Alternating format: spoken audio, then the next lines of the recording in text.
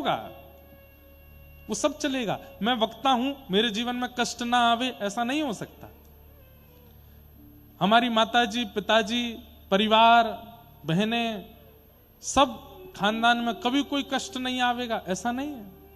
नियति ने जो निश्चित करके रखा, जो चुन के रखा, जो सोच के रखा, वो तो होगा।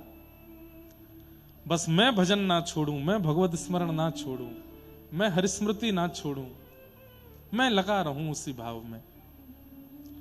भक्तों का चरित्र उठा करके देखिए, प्रत्येक भक्त के साथ में जो होना है वो होगा ही, हो ही रहा था, पर उन्होंने भगवत स्मरण का त्याग नहीं किया। वैद्यम वास्तवमत्र वस्तु शिवदम, ठाकुर जी से संबंध बनता है।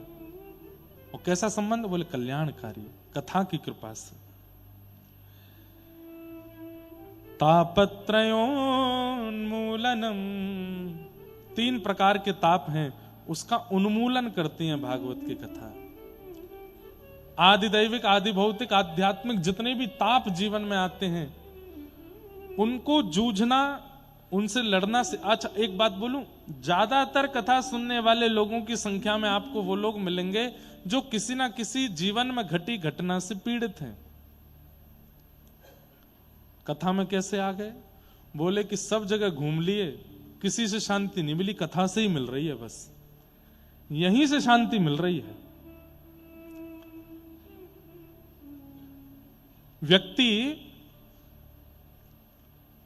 अपने जीवन में सुख प्राप्ति के लिए पहले विदेश घूमेगा, देश घूमेगा, दुनिया भर के शहरों का भ्रमण करेगा, साइट्स देखेगा, और उससे जब ऊब जाता है तो फिर नए नए पदार्थ खाने शुरू करता है। पानी पूरी खाएगा, पिज्जा खाएगा, बर्गर खाएगा, ये खाओ वो खाओ। क्यों? सुख चाहिए कैसे भी।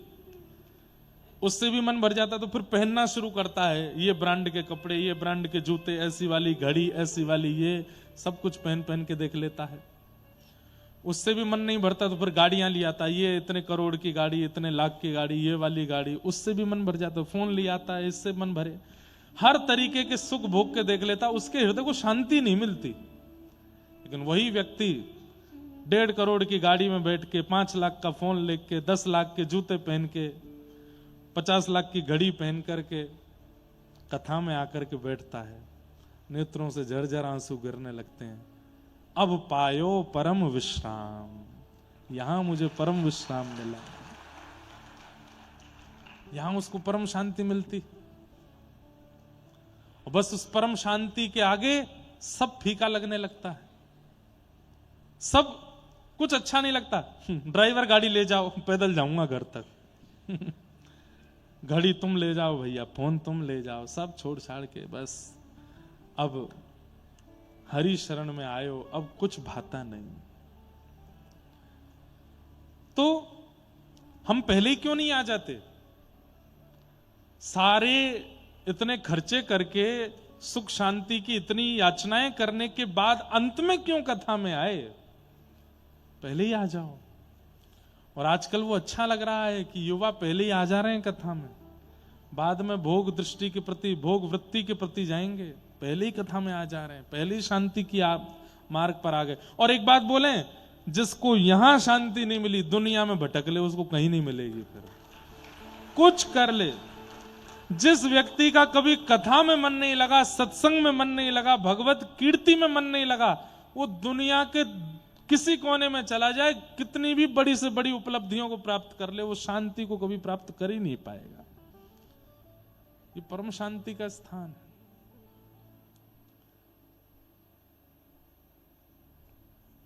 तापत्रयोन्मूलनम, 3 प्रकार के तापों का उन्मूलन करती है श्रीमद् भागवत की कथा।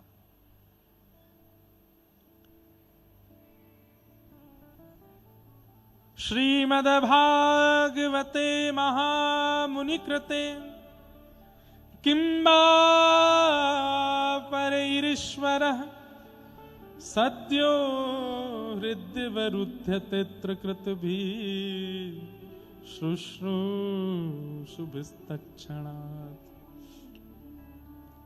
श्रीमद्भागवते महामुनि कृते किंबा परिरीश्वर, भागवत जी को छोड़ के हम किसी और को कैसे सुन सकते हैं? बोले क्यों?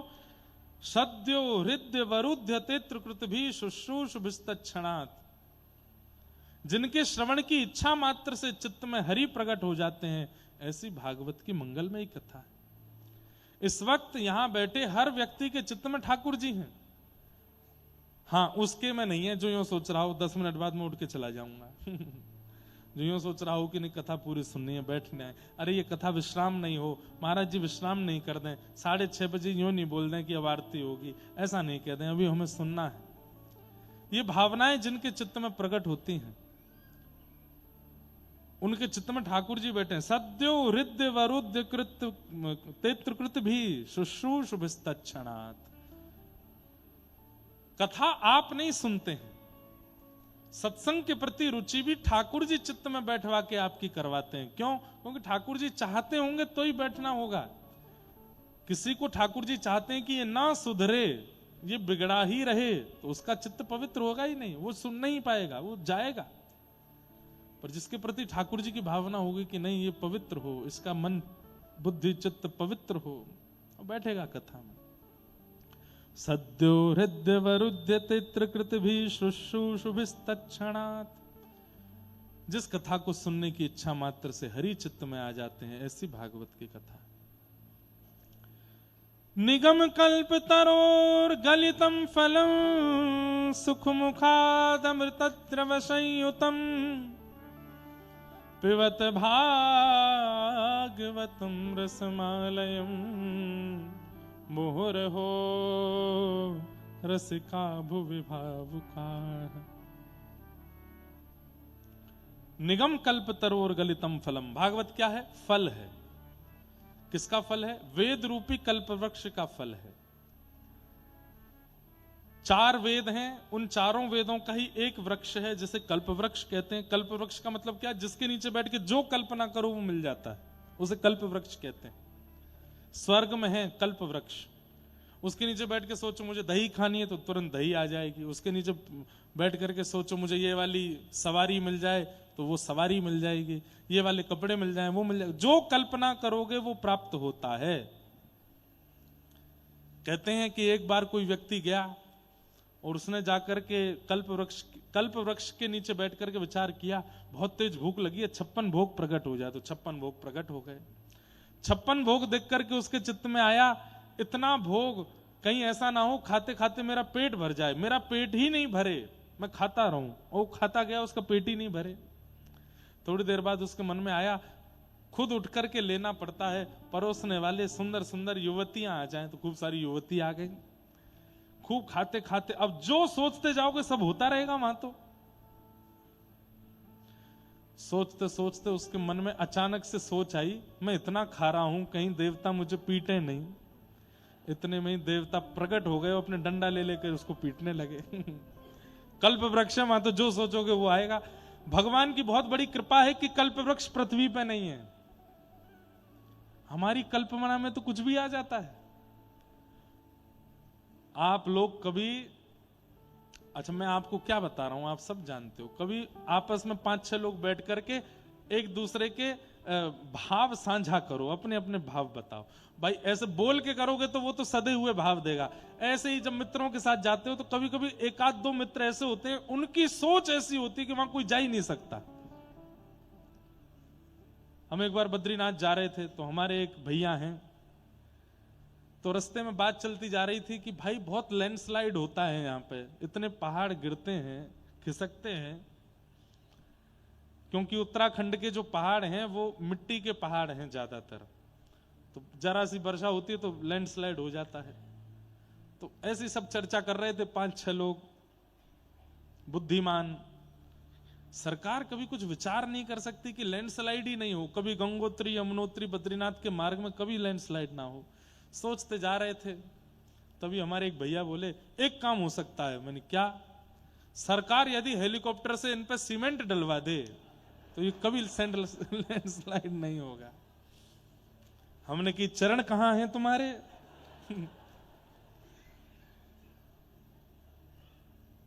तो ये तो बहुत अच्छी बात हमने बताई जो हम मंच से बोल सकते हैं। लोग तो ऐसी ऐसी सोच रखते हैं कि हम क्या बताएं। एक बार मैं कहीं कथा कह रहा था, तो कथा में वो पद गा रहा था, इतना तो करना स्वामी जब प्राण तन से निकले, गोविंद नाम लेकर जब प्राण तन से निकले। मैंने कहा हर व्यक्ति को अधिकार है अपनी इच्छा मृत्यु करने का, पर इच्छा मृत्यु संसारी भोगों के प्रति ना हो, ठाकुर जी के प्रति हो। जैसे मेरे प्राण वृंदावन में निकले, ऐसी इच्छा मृत्यु। मेरे प्राण पुरी जगन्नाथ में निकले, मैं महाप्रभु जगन्नाथ जी का महाप्रसाद पा करके और पुरी का दर्शन करके दंडवत करूं, तभी मेरे प्राण चले जाएं। मेरे प्राण सत्संग में जाएं, मेरे प्राण कथा में जाएं, मेरे प्राण हरि भक्तों के दर्शन करते हुए जाएं। ऐसी इच्छा सब रख सकते हैं। तो हमारे एक प्रिय भैया, उनको मिष्ठान बहुत प्रिय है। बोले मेरा मन तो ऐसा है कि गोवर्धन में जतिपुरा की आलू की जलेबी और वो मुख में जावे और जैसे ही मैं दांतों से उसको चबाऊं, उसका रस मेरी जीभ में घुल जावे और वो रस मेरे पूरे मुंह में डोल रहा हो और उसी समय मेरे प्राण चले जाएं।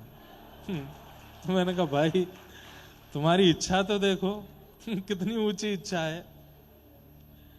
बहुत ऊंचे ऊंचे लोग हैं भैया संसार में। बुद्धि नमोस्तुते व्यास विशाल बुद्धे, ऐसी बड़ी बड़ी मेधावी बुद्धि वाले लोग हैं जो क्या क्या सोच लेते हैं पता नहीं। तो बहुत अच्छी कृपा है भगवान की, कल्प वृक्ष धरती पर नहीं है।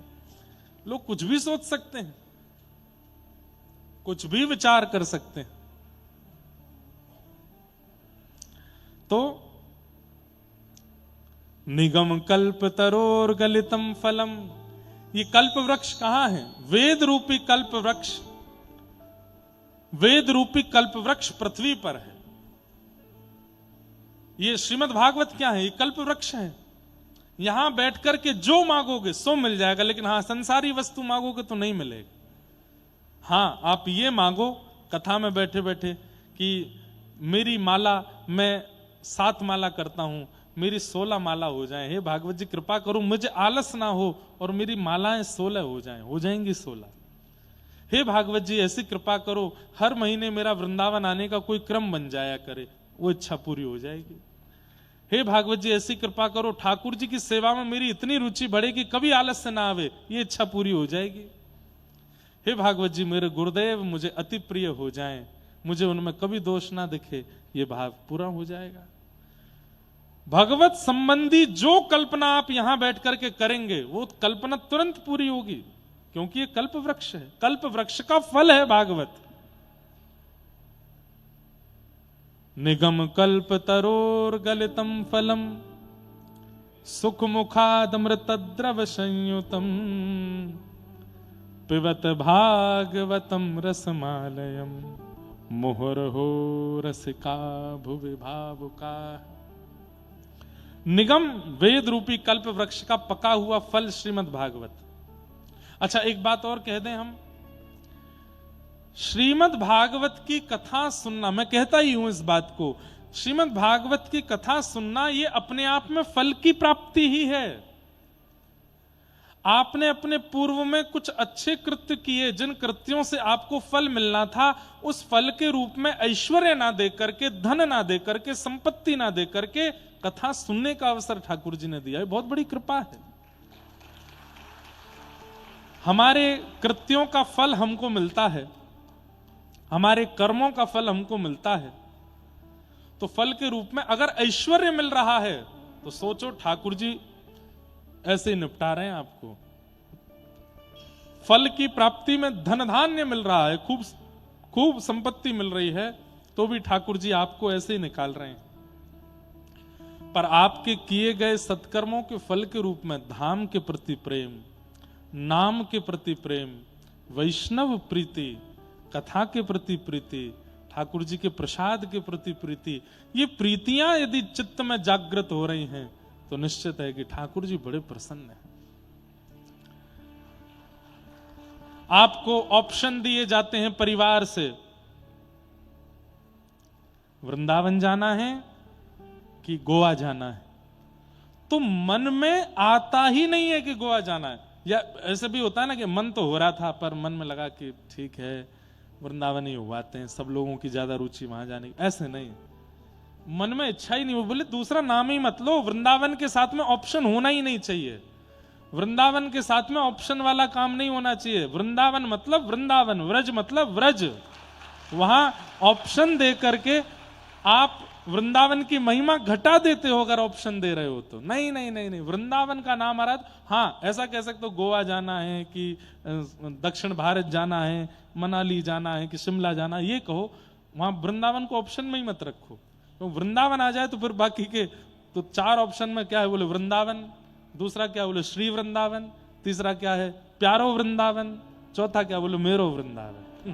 ये सब वृंदावन ही है, चारों ऑप्शनों में वृंदावन है और कुछ नहीं है। ऐसी स्थिति यदि आपकी है, ऐसी स्थिति रुचि वृंदावन के प्रति अगर आपकी है, प्रसन्न हो जाइए। ठाकुर जी आपसे इतने रीझे हैं कि आपकी धाम में इतनी निष्ठा, उस धाम के आगे अब और कुछ नहीं सुहाता, उस नाम के आगे कुछ नहीं सुहाता, कथा के आगे कुछ नहीं सुहाता। भगवत संबंधी जितने भी क्रम हैं, धाम नाम कथा, इनके साथ में ऑप्शन ही नहीं है, बोले यही है और कुछ नहीं चाहिए।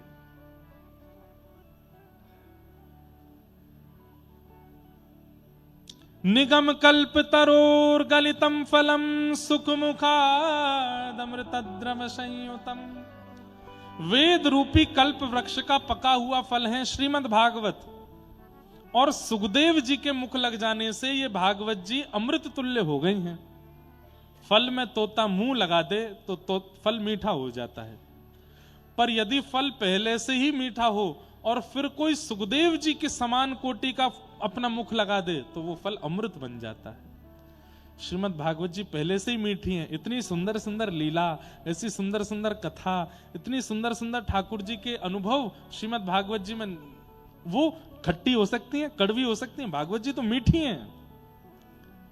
और कैसा फल है पता है, श्रीमद् भागवत एकमात्र ऐसा फल है जिसमें ना छिलका है ना गुठली। आप कहोगे छिलका गुठली का मतलब, छिलका छोड़ दिया जाता है, गुठली भी फेंक दी जाती है। श्रीमद् भागवत में कोई भी ऐसा विषय नहीं है, कोई भी ऐसा प्रसंग नहीं है जिसको छोड़ा जाए। सब ग्रहण योग्य हैं, सब स्वीकार करने योग्य हैं। कई बार कह दिया जाता है श्रीमद् भागवत का एकादश स्कंद बहुत कठिन है, श्रीमद् भागवत में कपिल विभूति संवाद बड़ा कठिन है, श्रीमद् भागवत की पंचम स्कंद बड़ा कठिन है। नहीं, कुछ कठिन नहीं है। भागवत सुनने की इच्छा होनी चाहिए, सुनाने वाले में रुचि होनी चाहिए। श्रीमद् भागवत में एक भी वस्तु त्याज्य नहीं, सब ग्रहण करने योग्य है। सुख मुखाद अमृतद्रव संयुतम पिबत भागवतम रसमालयम। भागवत की सुंदर कथा की रसमाला को पियो। ये बात मैं हर बार कहता हूं, कथा सुनने का विषय नहीं है, कथा पीने का विषय है, सुनने का विषय नहीं है। सुनने वाला व्यक्ति सुनी हुई चीज को भूल सकता है, पर पीने वाली वस्तु तो पीने के बाद असर करती है। पानी पिया है तो पानी भीतर जाके प्यास बुझाएगा, अपना कुछ रूप दिखाएगा। दूध पिया है तो दूध भीतर जाकर के अपना प्रभाव डालेगा। मदिरा पियोगे तो मदिरा भीतर जाके आपको नशा कर देगी। भांग छानोगे तो फिर होगा जो होना है। पीने वाली वस्तु आप नहीं भी चाहोगे तो भी अपना असर करेगी। अब कोई गलती से जहर पी गया, अब खूब कहते रहो तू पलटी कर ले, तू यूं कर ले, नहीं भाई अब प्राण जाने ही है। क्यों? पी लिया है। इसका मतलब क्या है? सुनी हुई बात, सुना हुआ विषय, सुनी हुई वस्तु एक समय पर उतना प्रभाव नहीं डालेगी, लेकिन पी हुई वस्तु का तो प्रभाव रहता है। इसलिए भागवत सुनिए मत। पिबत भागवतम रसमालयम। गुरु के वचन, आचार्यों के वचन, कथा के वचन, इनको सुनना नहीं है, पीना है। और पीना कैसे है? इतनी निष्ठा करके श्रवण करना है कि ये जो कह रहे हैं वो सर्वस्व है मेरे लिए। हम एक बात मैं तो सब कथा में कहता हूं, व्यास मंच से नीचे उतर के मैं कितना भी कुछ बोलूं मत मानो, पर यहां बैठ करके अगर कुछ कह दें उसको तुरंत मान लीजिए। हमारी महिमा नहीं है, हम भी आपकी तरह वही बालक हैं। हम भी बचपन में मम्मी से खूब पिटते थे, हम भी आपकी तरह रोते थे, हम भी आपकी तरह खाते हैं, हम भी वैसे ही सोते हैं, हम भी स्नान करते हैं, हमारे अंदर भी मल आदि सब कुछ है, हमारे अंदर भी वही है जो आपके अंदर है, वही भाव वही विचार सब कुछ। पर यहां बैठ के कुछ हो जाता है, पर वो नहीं पता वो क्यों होता है। इसलिए यहां कह के जो कह दिया जाए उसको मान लीजिए। ये व्यासपीठ हमारी नहीं है, ये ठाकुर जी की व्यासपीठ है, ये वेदव्यास की व्यासपीठ है, ये सुखदेव जी की व्यासपीठ है। यहां कोई आज्ञार्थ कह के कह दिया जाए कि ये करना है तो उसको कर लीजिए, अनुभव अपने आप होगा। कई बार कथा कहने वाले वक्ता को अपनी वाणी पर भरोसा नहीं होता, पर सुनने वाला इतने हृदय से सुन लेता है कि उसको भगवत प्राप्ति हो जाती है, कहने वाले को नहीं होती। मीराबाई का वो प्रसंग मुझे बहुत अच्छा लगता है। एक जोशी जी नाम के वक्ता हर महीने कथा सुनाने जाते थे मीराबाई के यहाँ, और कथा सुना के मीरा सबसे कहते थे कोई प्रश्न हो तो पूछ लो, तो बाकी के सब लोग बैठे रहते, कुछ नहीं पूछता। एक दिन छोटी सी मीराबाई आ गई। मीराबाई बोली, लाली क्या बात है, मिश्री चाहिए? बोले नहीं, आपने कहा प्रश्न पूछो तो प्रश्न पूछने आई हूं। तो जोशी जी को लगा छोटी सी लाली क्या पूछेगी, ध्यान भी नहीं दिया। अच्छा, पोथी बांधने लगा। हाँ हाँ बोलो मीरा क्या है? बोले आप जिनकी कथा सुनाते हो, आप जिन कृष्ण की लीला सुनाते हो, ये मुझे कब मिलेंगे, ये हमें कब मिलेंगे? जोशी जी स्तब्ध हो गए सुन के, और जब मीराबाई की ओर देखा तो आंखों में आंसू है, मुख जैसे कांपता है ना, ऐसे कांप रहा है, गाल लाल पड़ गए छोटी सी मीरा के, और बस जोशी जी की धोती खींचते हुए कह रही हैं, जिनकी आप कथा सुनाते हो, ये कृष्ण मुझे कब मिलेंगे?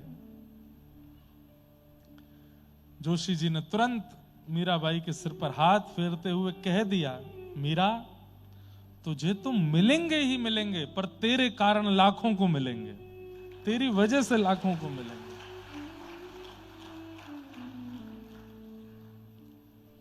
इतने अच्छे अच्छे सुंदर पद हैं मीराबाई के, मेरी स्मृति में जब आ जाते हैं तो मुझे लगता है मैं कैसे इनको छोड़ दूं, कैसे ना गाऊं।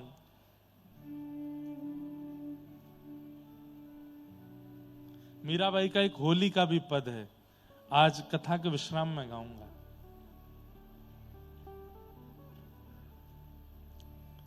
कबहू मिले पिया मोरा गोविंद, कबहू मिले पिया मोरा गोविंद, कबहू मिले।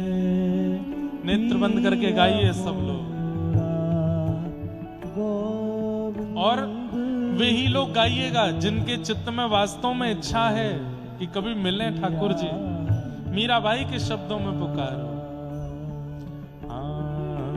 कबहू मिले पिया मोरा गोविंद, कबहू मिले पिया मोरा गोविंद, कबहू मिले पिया मोरा गोविंद, कबहू मिले पिया मोरा। हाँ निरखन को मोहे चाव घनेरो, निरखन को मोहे चाव घनेरो। हाँ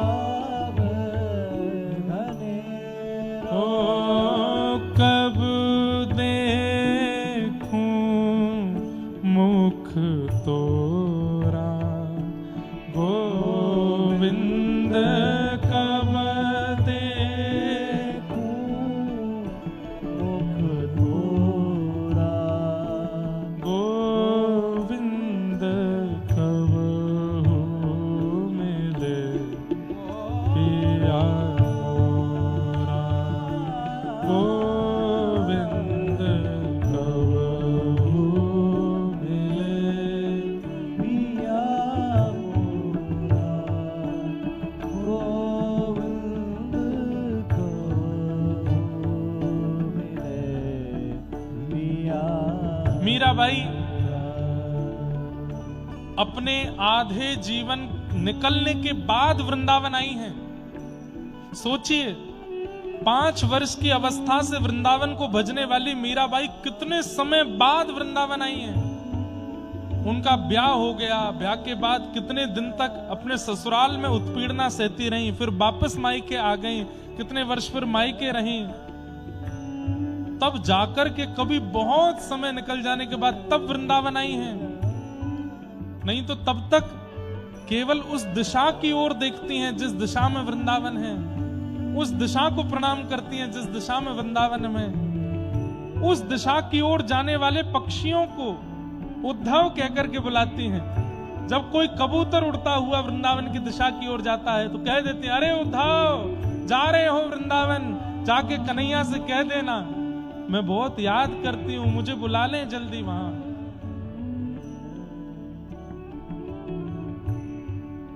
मेरी स्थिति मेरी गति सब तुम देख चुके हो, जाके उनको बता दो। व्याकुल प्राण धरत नहीं धीरज, व्याकुल प्राण धरत नहीं धीरज। हे व्याकुल प्राण धरत नहीं धीरज, व्याकुल प्राण धरत नहीं धीरज।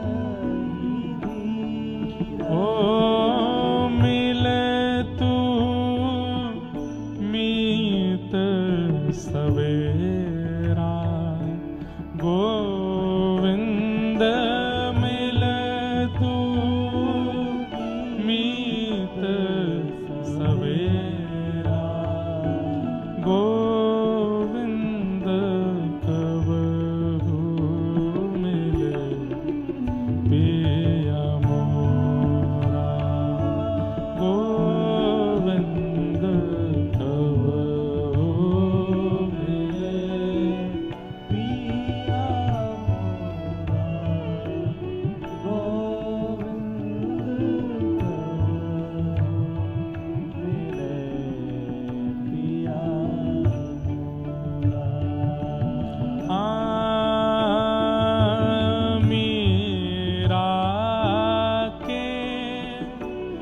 प्रभु गिरधर नागर,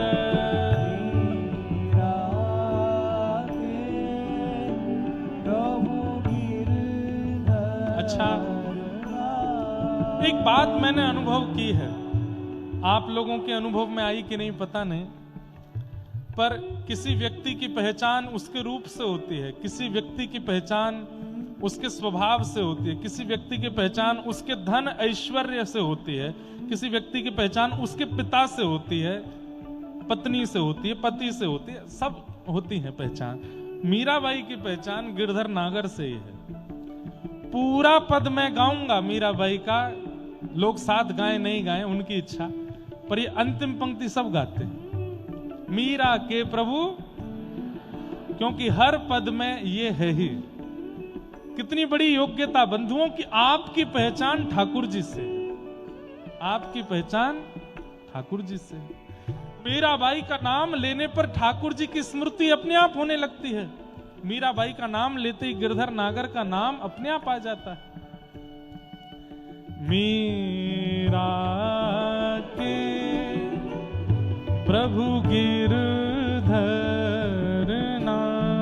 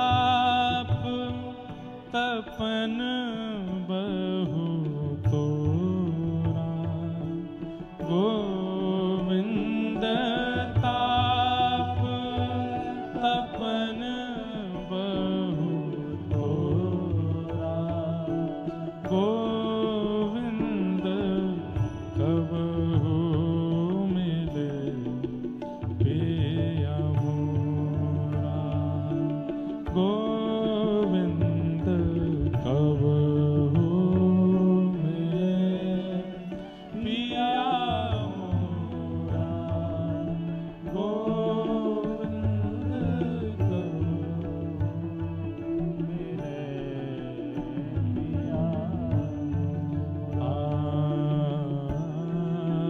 पिया मोरा,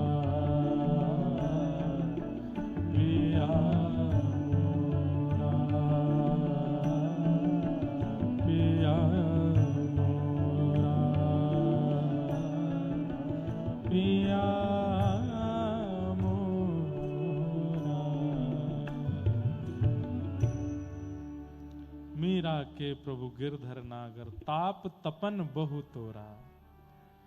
आपसे मिलने का इतना ताप है कि मैं उसका वर्णन नहीं कर सकती, जो गोपियां कह रही हैं। तब कथामृतम तप्त जीवनम, कभी भी रेडितम कल्मषापहम्, श्रवणमङ्गलम् श्रीमदाततम्,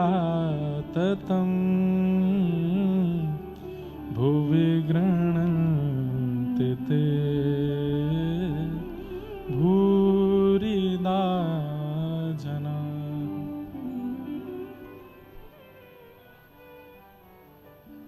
तो पिबत भागवतम, भागवत को पियो। और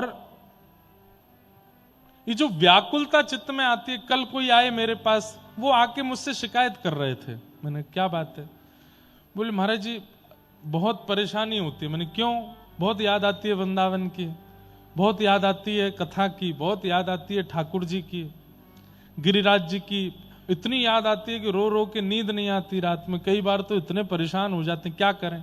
मैंने कहा तो इसमें इसकी शिकायत क्यों? मैंने कम से कम आड़े टेढ़े मेढ़े लोगों की याद तो नहीं आ रही, ठाकुर जी की तो याद आ रही है। दुनिया भर के विषयी स्थानों की तो याद नहीं आ रही, वृंदावन की तो याद आ रही है। दुनिया के स्वार्थी जीवों के लिए तो आंसू नहीं निकल रहे ना, ठाकुर जी के लिए आंसू निकल रहे, तो अच्छी बात। इस विरह के लिए लोग तड़पते हैं कि हमको ऐसा विरह क्यों नहीं होता ठाकुर जी का। आपको हो रहा है, आप शिकायत कर रही हो, शिकायत नहीं तो अच्छा है।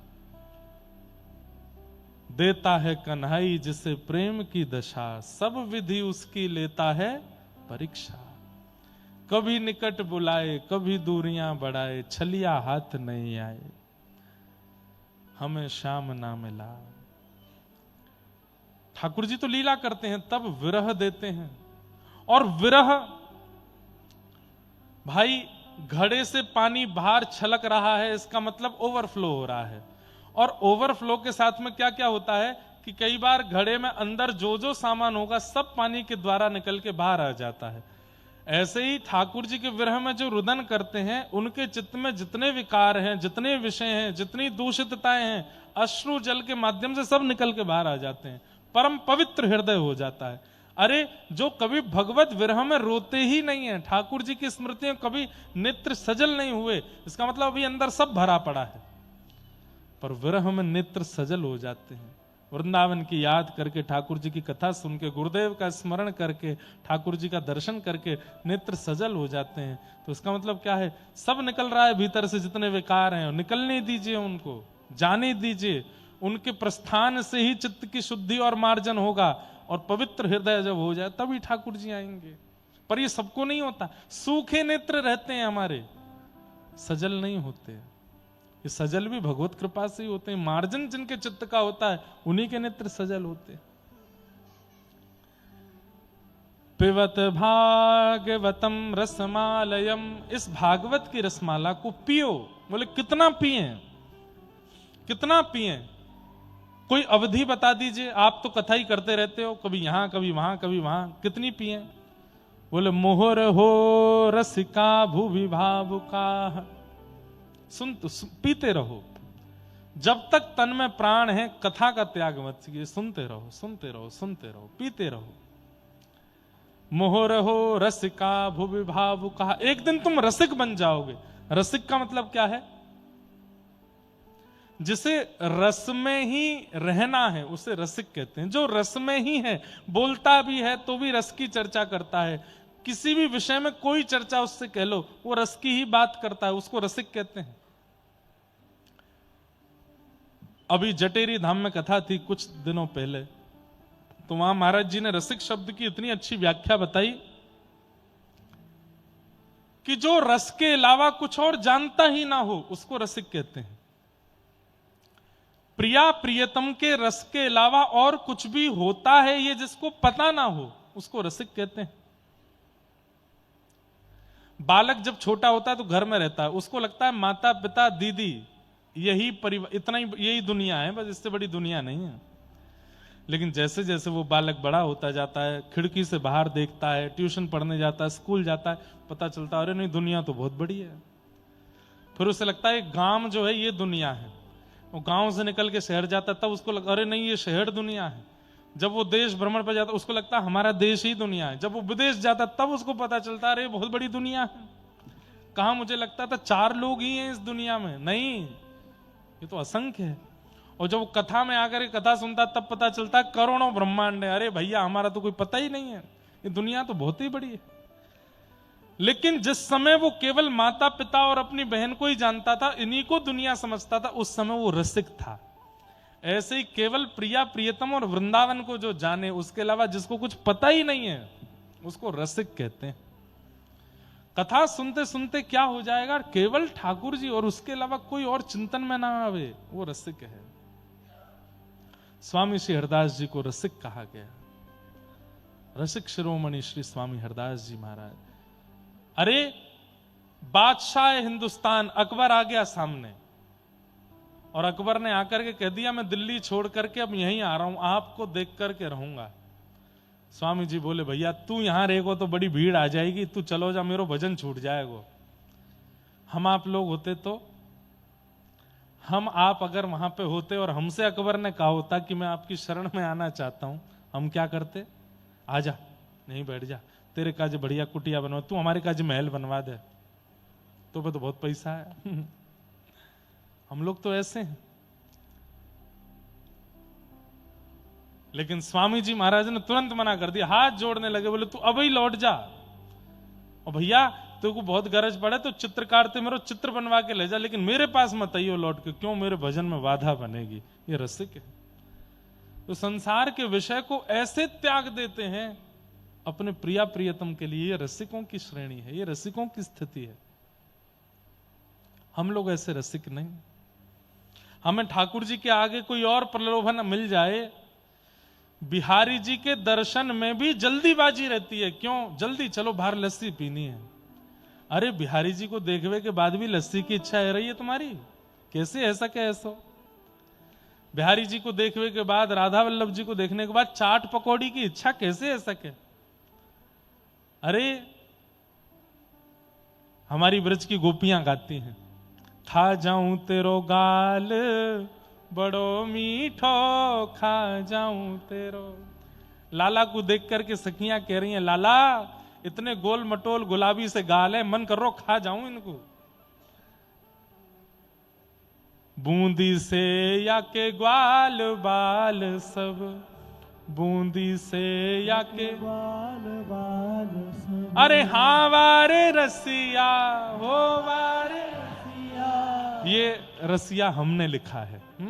सुनिए, बूंदी से या के ग्वाल बाल सब, बूंदी से या के ग्वाल बाल, अरे जलेबी सो लाला बड़ो सीधो, जलेबी सो लाला बड़ो सीधो, अरे खा जाऊं तेरो, खा जाऊं तेरो गाल बड़ो मीठो, खा जाऊं। सुनिए, जयपुर जाके, दिल्ली जाके या जहां से भी आप आए हो वहां जाके इस रसिया को मत गाना, नहीं तो अपराध लगेगा। ये रसिया केवल ब्रज में गा सकते हो। कहा बंबई जाके कहोगे खा जाऊं तेरो गाल, ठाकुर जी पूतना आई भैया भागो, खावे आइए मुंह। और कहीं जाकर के जयपुर जाके कहोगे ठाकुर जी के सुरपन खाए भैया। ये तो ब्रज में गा सकते हो केवल। जलेबी सो लाला बड़ो सीधो, जलेबी सो लाला बड़ो सीधो, अरे खा जाऊं तेरो, खा जाऊं तेरो गाल बड़ो मीठो, खा जाऊं तेरो, खा जाऊं तेरो गाल बड़ो मीठो, खा और ठाकुर जी के नेत्र कैसे हैं? तो नेत्रों को देख करके गोपियां कह रही हैं, गुंजिया से या के नैन विराजे, गुंजिया से या के नैन विराजे। होली आ रही है, गुंजिया खाते हैं हमारे व्रज में। गुंजिया की आकृति देखो बिल्कुल नेत्रों जैसी रहती है ठाकुर जी की। तो गुंजिया से या के नैन विराजे, गुंजिया से या के नैन विराजे, अरे हाँ हाँ वारे रसिया, वारे रसिया, अरे होरी के रसिया, वारे रसिया, गुंजिया से या के नैन विराजे, गुंजिया से या के नैन विराजे, अरे लड़ुआ सो लाला बड़ो मीठो, लड़ुआ सो लाला बड़ो मीठो, लाला। जो इतना छोटा हो उसको कहते हैं लड्डू, और जो इतना बड़ो बड़ो गोल मटोल हो वाको कहें लड़ुआ। लड़ुआ सो लाला बड़ो मीठो, लड़ुआ सो लाला बड़ो मीठो, अरे खा जाऊं तेरो, खा जाऊं तेरो गाल बड़ो मीठो, खा जाऊं तेरो, खा जाऊं तेरो गाल बड़ो मीठो, खा जाऊं तेरो। हाँ मेरे मन में रस को घोले, मेरे मन में रस को घोले, हाँ मेरे मन। जैसे मिष्ठान देख के जीभ में पानी आता है, ऐसे ठाकुर जी को देख के हृदय में पानी आता है, नेत्रों में पानी आता है। मेरे मन में रस को घोले, मेरे मन में रस को घोले, अरे हाँ हाँ वारे रसिया, हमारे रसिया, अरे हाँ प्यारे रसिया, प्यारे रसिया, मेरे मन में रस को घोले, मेरे मन में रस को घोले, हाँ गिरधर मेरो मन बसिया, गिरधर मेरो मन बसिया, मेरो गिरधर मेरे मन बसिया, मेरो गिरधर मेरे मन बसिया, अरे खा जाऊं तेरो, खा जाऊं तेरो गाल बड़ो मीठो, खा जाऊं तेरो, खा जाऊं तेरो गाल बड़ो मीठो, खा जाऊं तेरो, अरे हाँ रे खा जाऊं तेरो, खा जाऊं तेरो, हाँ रे खा जाऊं तेरो, मैं खा जाऊं तेरो, अरे गाल बड़ो मीठो, खा जाऊं तेरो, खा जाऊं तेरो गाल बड़ो मीठो, खा जाऊं तेरो, खा जाऊं तेरो गाल। बलहोरी के रसिया की वाह। मैं भूल गया था लिख करके, इसको गाना भी है, अब याद आया, कभी कभी याद आ जाता है। लेकिन मैं सबसे निवेदन करता हूं बाहर मत गई हो या को, क्योंकि ये बड़ी अंतरंग बात है भाई, ये सब जगह नहीं गाई जा सकती। और ये अच्छी बात आज याद आई, बाहर जाके गाओगे तो राक्षस देखे जाओगे, यहाँ गाओगे तो गोपी की तरह देखेंगे। अच्छा रसिया का मतलब पता है क्या है? रसिया का सिनेरियो ऐसा है कि ठाकुर जी होली खेल के जब थक जाते हैं तो फिर एक जगह बैठ जाते हैं, कुछ गोप ग्वाल ठाकुर जी को पंखा झलते हैं, कुछ पानी पिलाते हैं। उस समय सखियां बैठ करके ठाकुर जी को सींग दिखाते दिखाते चढ़ाती हैं, तब रसिया गाती हैं। रसिया में गारी गाई जाती है क्यों लाला, बस इतना ही आवे तो पे, ऐसे करके ठाकुर जी को चढ़ाती है। फिर ठाकुर जी उठ के खड़े होते हैं, फिर होरी खेलते हैं, नेकाद एकाद गोपी को पकड़ करके, ग्वालान को पकड़ करके नेक चपेट दें। फिर जब वो हार के बैठ जाए तब ठाकुर जी गावे, और ठाकुर जी गा के उनको बस है क्यों। ठाकुर जी होरी खेल के आए, गोपीन ने महाराज लाला कारे ते और कारो कर दियो, कारे ते लाल बनाए दियो। इतने लाल है गए। ठाकुर जी जब लौट करके आए तो मधुमंगल सीधाम बोलो, लाला कतई बानर सो लग रहा अब तो। ठाकुर जी बोले, भैया ये बरसाने की गोपी, इनमें जन कितनों तो दम है, ऐसे पकड़ ले न को छिटक के भागन ना दे।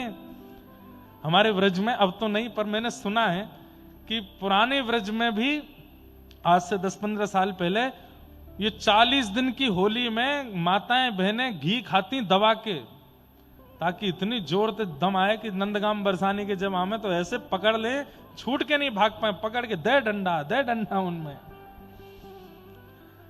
अब तो अब पता है क्या, सब खराब कर दिया वीडियो और ये कैमराओं ने। अब कैमराओं के लिए होली होती है, उसको दिखाने के लिए होली होती है। उसके सामने फिर अदबद के बड़े धीमे धीमे यूं डंडा मार रहे हैं, वो नीचे से सबको दिखाने के लिए। वो बिना कैमरे के जो वास्तविक रहना भूल गया मानव, और कैमरा में ही डोलते रहे पूरे दिन। मैं भूल जाता हूं कथा कहते कहते कैमरा लग रहा है सामने, इसलिए कई बार ऐसी बात निकलती है जो नहीं निकलनी चाहिए। तो ये सब ब्रज के भाव हैं। तो ऐसी स्थिति में जो रहते हैं, जिनको प्रिया प्रियतम के अलावा और कोई भाव आता ही नहीं है, उन्हें कहते रसिक। हाँ, तो ठाकुर जी लाल बनाए, लाल बन के आए तो सब ग्वारिया बोले, लाला कतई बानर बना दियो। बोले, अरे कहा बताऊं, ये बरसाने की गोपी ऐसे पकड़ ले, मैं ना जा रहा हूं बिनते लड़वे। सब ग्वाल वाल ठाकुर जी को बैठ के प्रोत्साहन करते हैं। ठाकुर ब्रज की तो है लाज, मुकुटवारे ब्रज की तो है। लाला आज की भाषा में बोल दूं तो ठाकुर जी सब बोले, लाला तू तो कैप्टन है हमारी टीम को, तू ही आउट है जाएगो, बाकी सबन को कहा होएगो। पीछे मत हटे लाला, घबरा में मत इनको पीनते। व्रज की लाज तेरे तोते है लाला। अरे मुकुटवारे, तू लड़के आ, तू जा खेल के आ हो रही।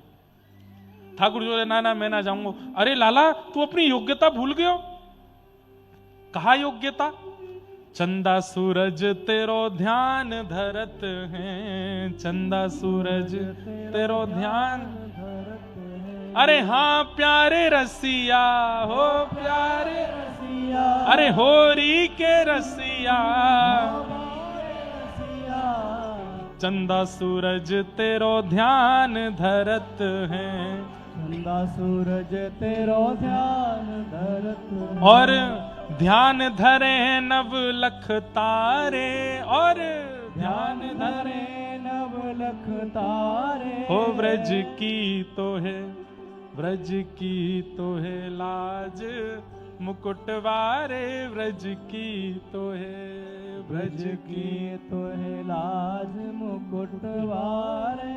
ठाकुर जी इतने में खड़े है जाएं, बोले मधुमंगल, बोले हाँ, तेने पूतना वारे हाथ जगा दिए मेरे। अब मुंह को सबरी गोपी पूतना ही दिख रही। बोले लाला पूतना देख के मत जाइयो, रंग लगानो है, सीधे मुक्ति ना है देनी सबन को। ना अब तो तू देख। ठाकुर जी फिर से गए, और जैसे ही महाराज होरी खेल के आए, सो गोपी ने पकड़ के ठाकुर जी नारी बनाई दिए। लौट के जब आए तो नथनी पहन करके ठाकुर जी, अरे घोरी के बड़े सुख हैं महाराज, कहां तक कहें, उनका भाव इतना अद्भुत है। रसिया को नार बनाओ री रसिया, बिंदी भाल नयन में कजरा, बिंदी भाल। ये कैसे हुआ? ग्वाल बाल सब ठाकुर जी को भर भर के ले गए बरसाने, और लाला तू चिंता मत करे, वाह गोपी थे तो मैं निपट लूंगा, वाह गोपी थे मैं निपट लूंगा। और वहां जाके जैसी गोपी दिखी सबरे भाज गए, अकेले ठाकुर जी रह गए। तो सब गोपी ने मिलकर ठाकुर जी पकड़े। कटी लहंगा और माल कंचु की, कटी लहंगा गलवाल कंचु की, होया है नथ बेसर पहराओरी, या है नथ बेसर पहरावोरी। हो रसिया को नार बनाओरी, रसिया को। ठाकुर जी लाली बन गए। ठाकुर जी हाथ जोड़ रहे हैं, हा खाऊं पड़ूं तोरे पैया, हा खाऊं पड़ूं तोरे। ठाकुर जी हाथ जोड़ रहे हैं। एक सखी ने कह दी हमारी किशोरी जी के चरणन में सिर रख के प्रणाम करो तब छोड़ेंगे। ठाकुर जी बोले किशोरी जी, बरसाने की छोटी सी लाली ते लेके समन के पाम पड़ूंगा, मुझे छोड़ दो भैया, तुम्हारे हाथ जोड़ूंगा। हा खाऊं पड़ूं तोरी पैया, हा खाऊं पड़ूं तोरे पैया। लेकिन गोपी नहीं मानी। किशोरी जी को प्रणाम कर लियो, सब गोपियों को प्रणाम कर लियो। बोले अब तो लहंगा उतार दो, अब तो ये नाक में से बेसर निकाल दो, अब तो मुंह ठीक कर दो। तब सखियां बोली अभी आनंद नहीं आयो। बोले लाला बंसी दे, अपनी बंसी ले ली और एक गोपी लगी हुआ है तोड़वे। ठाकुर जी बोले बंसी मत तोड़ियो, चाहे जो चाहो वो करवा लो। तो सखी बोली फिर हमारा एक काम करना पड़ेगा। बोले कहा घूंघट कर लो और घूंघट करके नंदगाम चलो हमारे साथ। ठाकुर जी बोले ये क्या बात है, बरसाने में इतनी मेरी खिल्ली उड़ाए तो लई। बोले परदेश में जाए करके तो अपमान भी व्यक्ति सह ले, अपने घर में अपमान ना सह पाए। घूंघट करके चलो और सुनो, ज्यादा समझदारी नहीं, कुछ बोलोगे नहीं, चुपचाप चलो। ठाकुर जी घूंघट करके सब सखियां पकड़ के ले जा रही हैं और कहां ले गई, सीधे यशोदा जी के पास। छोटी सी गोपी यशोदा मैया बोली अरे अरे अरे सबरी बरसाने की कैसे है मैया, हमारे बरसाने की एक छोटी गोपी को ब्याह पक्को भयो है तो हमने आपको मुंह दिखावे करवावे लाई है। यशोदा मैया बोली अरे गोपी को ब्याह पक्को भयो। बोले हाँ, ने का आप मुंह देख लो या को कैसो है। मैया जैसी मुंह देखने लगी, एक गोपी रुको रुको रुको रुको, पहले या की कलान न देख लो, क्योंकि मुंह देखने के बाद फिर कला देखने लायक आप बचोगी नहीं। अरे सखी, ठाकुर जी हिल रहे हैं बोले नाच के दिखा। और ठाकुर जी घूंघट में ही नाच रहे हैं मैया के आगे। यशोदा मैया के अरे कैसो नीको नाच रही है, कैसो चोखो नाच रही है। अरे कौन की छोरी है, अनेक मलूक होएगी तो मैं अपने कन्हैया की बात चलाऊं याते मैया तेने नृत्य देख लियो। अरे गोपी, बोले हाँ। बोले ने गा के सुना। तो घूंघट में थी ठाकुर जी ऊंची टेर ले लेके गा रहे हैं कछु। यशोदा मैया के तो नेत्र सजल है, बिल्कुल मेरी कन्हैया जैसी आवाज है या की। तो मैया अब तू मुंह दिखाई कर ले।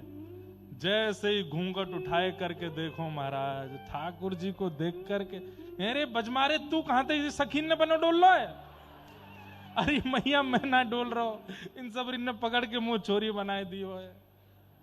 नारायण कर ताल बजावे, नारायण कर ताल बजावे। अरे हाँ वारे रसिया, वारे रसिया। अरे हाँ प्यारे रसिया, प्यारे रसिया। ओ नारायण कर ताल बजावे, नारायण कर ताल बजा। हो या है यशोदा के निकट नचाओरी, या है यशोदा के निकट नचावोरी। हो रसिया को नार बनाओरी, रसिया को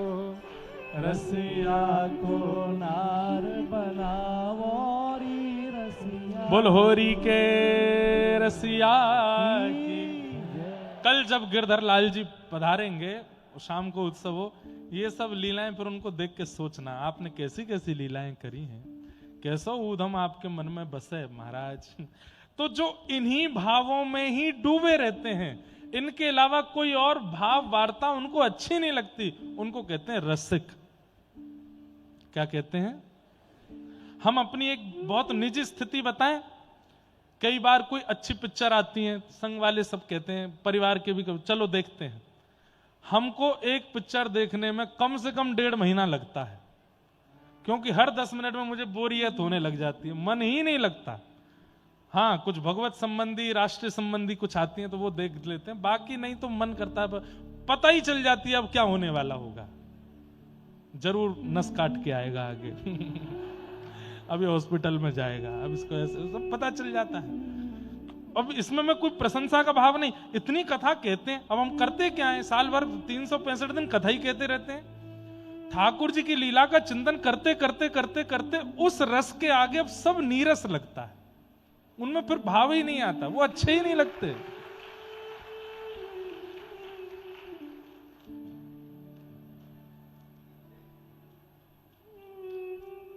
लोग बागों ने हमारे ब्याह के बारे में बहुत कुछ बनाया भाव, ये भी कहे बताओ महाराज जी खुद कथा में कह रहे थे ब्याह में मन ये वैराग्य यो खुद ब्याह कर रहे हैं, भाई गृहस्थी हम तो ब्याह करेंगे।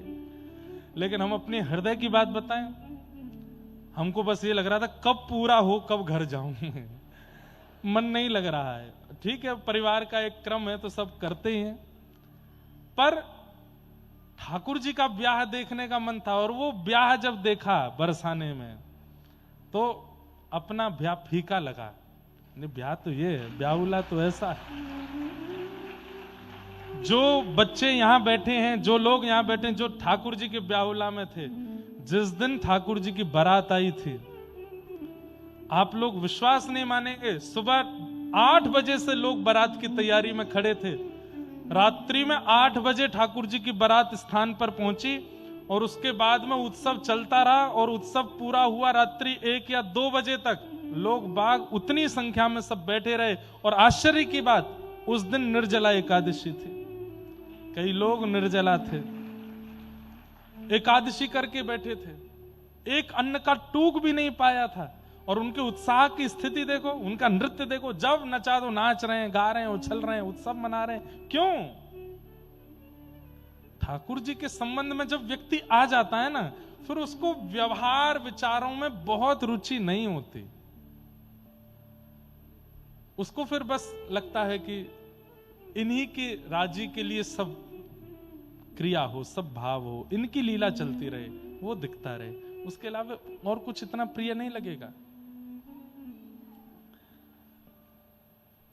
तो उसे कहते हैं रसिक, जिसके चित्त में रास रासेश्वर नंद नंदन श्री प्रिया जी के अलावा और कोई भाव रुचिकर ना लगता हो, उसी को कहते हैं रसिक।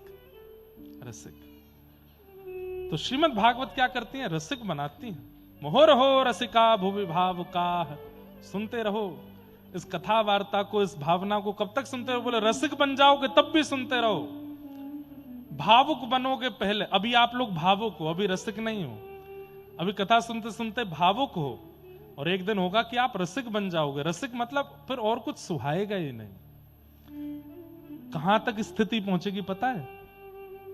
अगर किसी व्यक्ति ने आपको दूध पिलाया, तो दूध की एक घूंट मुख में लेते ही आपको पता चल जाएगा कि इसका भोग लगा है कि नहीं। यह रसिक स्थिति होती है।